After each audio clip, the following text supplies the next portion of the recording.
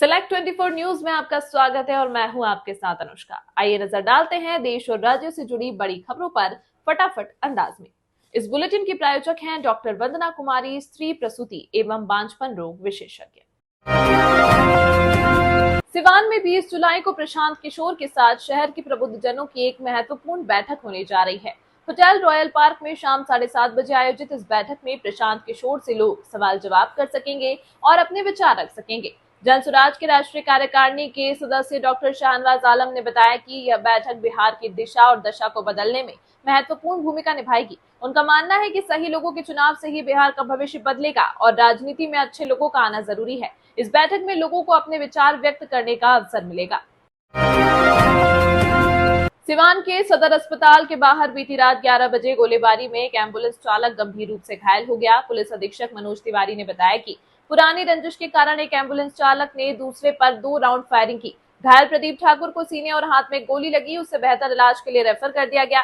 Police ने घटनास्थल से 2 गोली के खोखे बरामद किए। आनंद फानन में एसपी मनोज तिवारी घटनास्थल पर दलबल के साथ पहुंचे। उन्होंने कहा कि अपराधियों को किसी भी हाल में बख्शा नहीं जाएगा। लगातार हो रही आपराधिक घटनाओं से आमजनों में दहशत का माहौल है। गंगा का जलस्तर खतरे के निशान के करीब।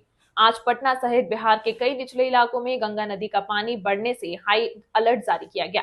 मौसम विभाग ने बताया कि पटना में गंगा का जलस्तर आज खतरे के निशान यानी डेंजर मार्क के बिल्कुल पास पहुंच गया है, जिससे बाढ़ की आशंका बनी हुई है और कई इलाकों में पानी घुस चुका है। मुख्यमंत्री नीतीश कुमार ने खुद इस स्थिति का निरीक्षण किया और अधिकारियों को सतर्क रहकर सभी आपात व्यवस्थाएं मजबूत करने के निर्देश दिए। निचले इलाकों के निवासी सचेत रहें। प्रशासन बचाव दल और रिलीफ कार्यों पर जोर दे रहा है।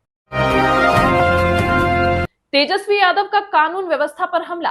आज आरजेडी नेता तेजस्वी यादव ने मुख्यमंत्री नीतीश कुमार की सरकार पर तीखा हमला बोलते हुए कहा कि आज बिहार तालिबान बना हुआ है क्योंकि राज्य में हत्या, गंभीर अपराध बढ़ रहे हैं। उन्होंने सोशल मीडिया के माध्यम से आरोप लगाया कि राज्य में हालिया घटनाओं में प्रशासन बेपरवाह है और जनता में भय का माहौल बन गया है। उनका कहना है कि कानून व्यवस्था की स्थिति चिंताजनक है। राज्य में चुनावी माहौल में भरोसा भंग को लेकर बहस तेज होगी। विपक्ष और सरकार एक दूसरे पर अपराध व्यवस्था की जिम्मेदारी थोपेंगे। पटना में पहला इंडियन ओपन एथलेटिक्स मीट। आज पटना के पाटलिपुत्र स्पोर्ट्स कॉम्प्लेक्स में पहला इंडियन ओपन एथलेटिक्स मीट आयोजित हो रहा है। यह एक दिवसीय आयोजन है जिसमें देश भर के प्रतिभागी हिस्सा ले रहे हैं। बिहार में ऐसी प्रतियोगिता का आयोजन पहली बार हो रहा है, जिसे राज्य सरकार और खेल संघ द्वारा मिलकर संचालित किया जा रहा है। आयोजन में एथलेटिक्स के कई शॉट, दौड़, भाग और फील्ड इवेंट शामिल हैं। इसमें राष्ट्रीय खिलाड़ियों को प्रतिस्पर्धा मिल रही है। साथ ही बिहार में खेल के इंफ्रास्ट्रक्चर और युवा प्रतिभाओं को बढ़ावा मिलेगा।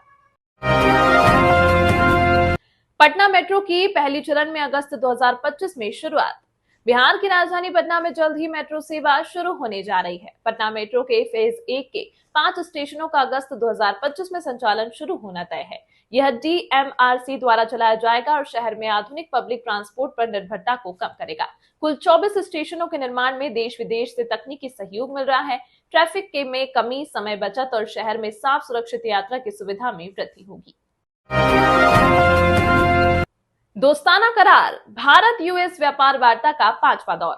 नई दिल्ली और वॉशिंगटन की टीमों के बीच बिलैटरल ट्रेड समझौता BTA पर 5वां दौर आज पूरा हुआ। यह वार्ता भारत अमेरिका के आर्थिक सहयोग को बढ़ाने और व्यापार संबंधों को मजबूत करने को केंद्रित है।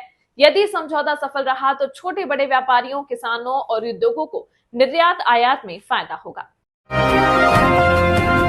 इंडिया ब्लॉक की महत्वपूर्ण बैठक आज शाम 19 जुलाई को संसद मानसून सत्र के पहले इंडिया ब्लॉक की नेता आज वर्चुअल तरीके से बैठक करने जा रहे हैं। इसमें उद्धव ठाकरे और अन्य प्रमुख नेता भी मौजूद होंगे।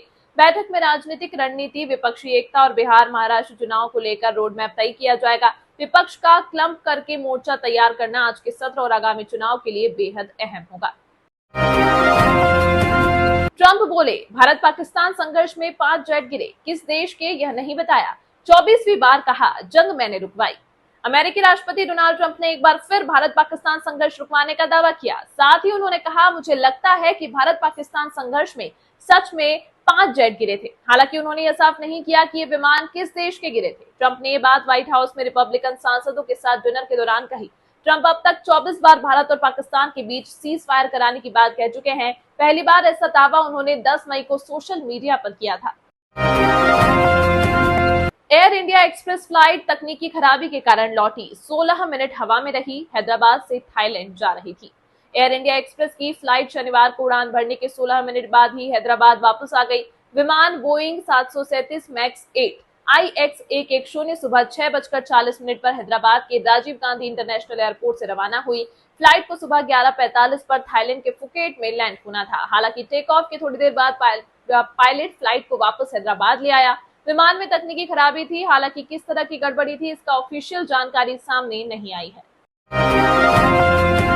दर्द, मिर्गी, नशा, भूलने की बीमारी, अत्यधिक गुस्सा आना, घबराहट एवं नस की समस्याओं से अगर आप भी हैं परेशान तो मिलिए शहर के मशहूर साइकाट्रिस्ट डॉक्टर पंकज कुमार गुप्ता से। हमारा पता है डॉक्टर रामाजी चौधरी से 100 कदम पूरब, doctors colony Bahadiya road Siwan. संपर्क नंबर 8539934151। तमाम छोटी बड़ी खबरों के लिए बने रहें हमारे यूट्यूब चैनल सेलेक्ट 24 न्यूज के साथ। न्यूज को लाइक, सब्सक्राइब, शेयर जरूर करें।